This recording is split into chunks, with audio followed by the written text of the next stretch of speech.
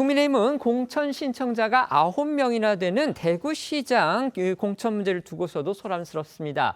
특히 이 시장 출마를 선언한 주호영 국회 부의장이 보수 유튜버죠. 고성국 씨가 지도부를 사주했다. 이런 의혹을 제기하고 나서서 논란이 커지고 있습니다. 네, 대구에서만 내리 국회의원 6선을 하고 이번에 대구시장 후보로 출마한 주호영 국회 부의장이 이정현 공관위원장의 중진 컷오프 발언에 반발하며 이 보수 유튜버 고성국 씨를 언급한 건데요. 주 부의장은 어제 한 유튜브에 출연해 이정현 공관위원장을 추천한 게 바로 고성국 씨라고 주장했고, 이어 고 씨가 또 다른 대구시장 출마자인 이진숙 전 방통위원장의 손을 잡고 선거운동을 하니 이정현 공관위원장이 그 주문에 따르는 것이라고 의혹을 제기했습니다. 또한 주 부의장은 당 공관위를 향해서 대구 선거를 망치고 민주당의 대구시장을 상납하려고 작정한 사람들 같다고도 비판했습니다. 직접 들어보시죠. 아주 민주당의 대구시장을 상납하려고 작정한 사람들 같아요. 우리가 듣기로는 이정현 위원장을 고성국 유튜버가 추천을 했고, 고성국 씨가 이준수 전 방통위원장을 손잡고 다니면서 선거운동을 하니까 그 주문에 따라서 하고 있는 것이다, 이런 주장도 있고요. 우리끼리 내분이 나고 경쟁력 없는 후보를 내세우고 이러면 민주당 시장 만들어주려고 해당 행위하는 거죠. 이런 주호영 부의장의 주장에 오늘 강명구 당 조직부총장은 말을 지어내는 호사가들의 주장에 불과하다며 이정현 위원장도 불쾌할 거다라고 반박했고요. 이진숙 전 방송통신위원장은 어제 자신의 SNS에 이 대구시장 후보 공천과 관련해 억측과 음모론이 난무하다며 저는 어떤 경선 방식도 환영한다는 입장의 글을 올렸습니다.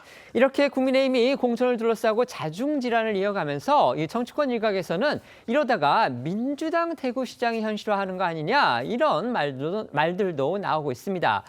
실제 지금 민주당 안에서는요, 김부겸 전 국무총리의 대구시장 선거 등판론이 불붙고 있는 걸로 전해지고 있습니다. 네, 여러 언론 보도 등에 따르면 민주당은 현재 이 김부겸 전 총리를 설득하기 위해서 안간힘을 쓰고 있는 것으로 전해집니다.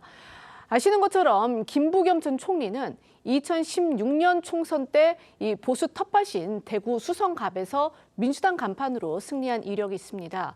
때문에 민주당 내에서는 이 대구시장 당선을 기대할 만한 유일한 인사로 꼽히고 있는데요. 관련해 민주당 지도부 관계자는 노컷뉴스에 경북은 몰라도 대구 지역만 놓고 보면 해볼만 한다, 이렇게 말한 것으로도 전해집니다.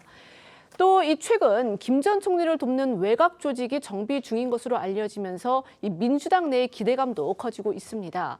김 전 총리 측 관계자는 조선일보에 당과 지지자들의 엄청난 압박 속에서 조만간 출마를 할지 말지를 결정할 수밖에 없는 상황이라며 선당 후사를 언급하기도 했습니다. 대구시장 선거와 관련해서 국민의힘 내부에서 다른 사람도 아니고 주호영 국회 부의장의 입에서 보수 유튜버 고성국 씨가 이번에 공천 문제와 관련해서 뭔가 역할을 하고 있는 것처럼, 또 심지어 이제 지도부를 사주하는 것처럼 이런 주장을 내놔서 지금 이게 논란거리가 되고 있습니다. 어떻게 보셨습니까?